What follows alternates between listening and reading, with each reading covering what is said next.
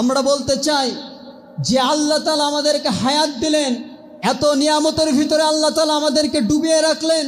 যদি আন্দোলন করতে হয়, যদি রাজপথে রক্ত দিতে হয়, যদি জীবনও বিলিয়ে দিতে হয়, হাসতে হাসতে সে আল্লাহর জন্য, কোরআনের জন্য, ইসলামের জন্য আমাদের জীবনটাও আমরা বিলিয়ে দিতে রাজি আছি। ঠিক কিনা বলেন আমার ভাইরা?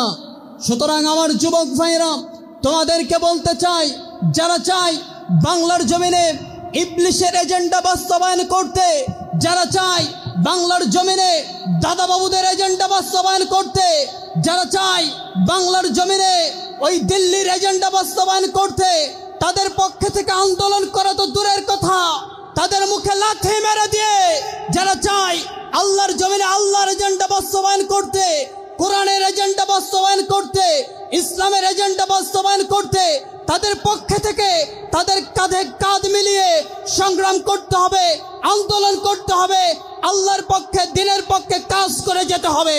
আওয়াজ করে বলতে হবে ঠিক কিনা?